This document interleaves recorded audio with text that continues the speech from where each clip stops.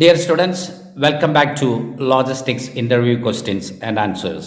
ഇതുവരെ ആ ബുക്ക് വാങ്ങിക്കാത്തവർ എത്രയും പെട്ടെന്ന് Amazon.in KDP-ൽ നിന്ന് ബുക്ക് വാങ്ങിക്കുക. കാരണം I already told you, like my teaching purely based on that book. So get it at the earliest. അപ്പം നാളെ ഞാൻ ഈ ലോജിസ്റ്റിക്സ് സീക്രറ്റ്സ് എന്ന ബുക്കിനെ ഒരു 12 സെഷനായിട്ട് തിരിച്ചിട്ടുണ്ട്. അതിൽ നമ്മൾ സ്റ്റാർട്ട് ചെയ്യുന്നത് വിത്ത് ഇൻട്രഡക്ഷൻ. അപ്പോൾ ഇൻട്രഡക്ഷൻ വീഡിയോ ഓൾറെഡി നിങ്ങൾ കണ്ടു കഴിഞ്ഞു, അല്ലെങ്കിൽ 1 to 23 പാർട്സ് സെഷൻസ് ഞാൻ ഓൾറെഡി വീഡിയോസ് ഇറക്കിയിട്ടുണ്ട്. ഇനി അടുത്തത് വന്ന് നമ്മൾ അബ്രീവിയേഷൻസ് ആയിരിക്കും.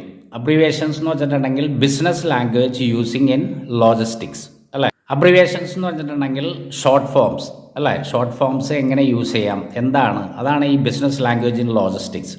ലോജിസ്റ്റിക്സ് മാത്രമല്ല, ഏതൊരു കരിയർ എഡ്യൂക്കേഷൻ എടുത്താലും ഇപ്പോൾ BSc, bachelor of science, BCom, അതാണ് അതിൻ്റെ ഷോർട്ട് ഫോംസ്.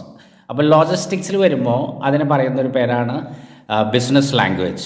അതിനെക്കുറിച്ചുള്ള പഠനമായിരിക്കും. പിന്നെ അതിന് ശേഷം supply chain related, logistics related, warehouse related, distribution related. ഇത് കഴിഞ്ഞ് നമ്മൾ പോകുന്നത് പ്രൊഡക്റ്റ് ഡിമാൻഡ് ആൻഡ് റീഡിമാൻഡ്, അതെങ്ങനെയാണ് സംഭവിക്കുക എന്നുള്ള ക്ലാസ്സുകളായിരിക്കും, അല്ലെങ്കിൽ അതിൻ്റെ ഇൻ്റർവ്യൂ ക്വസ്റ്റ്യൻസ് ആയിരിക്കും. ഇതിന് ശേഷം അസോസിയേറ്റ് മാനേജ്മെൻറ്റ്, അതായത് logistics centre of the universe ആയിട്ട് നിൽക്കുമ്പോൾ അതിനോട് ബന്ധപ്പെട്ട് നിൽക്കുന്ന മറ്റ് ഡിപ്പാർട്ട്മെൻറ്റുകളെ കുറിച്ചിട്ടുള്ള ഒരു interview questions answers, like quality, production, finance, etceteras. ഇത് കഴിഞ്ഞ് നമ്മൾ നേരെ പോകുന്നത് administration of man, material and fleet. അത് one of the most important in logistics. ഇത് കഴിഞ്ഞ് നമ്മൾ നേരെ കോസ്റ്റ് ആൻഡ് എക്സ്പെൻസസ്, അതിനുശേഷം reporting level, leadership, what you have to keep in system, physically and in system എന്നിവയെക്കുറിച്ചുള്ള ഒരു പഠനമായിരിക്കും. അപ്പോൾ അങ്ങനെ ഒരു 12 സെഷനായിട്ട് തിരിച്ചിട്ടുള്ള ഒരു ഇൻ്റർവ്യൂ ക്വസ്റ്റ്യൻസ് ആയിരിക്കും നമ്മൾ ഫോളോ ചെയ്യുന്നത്.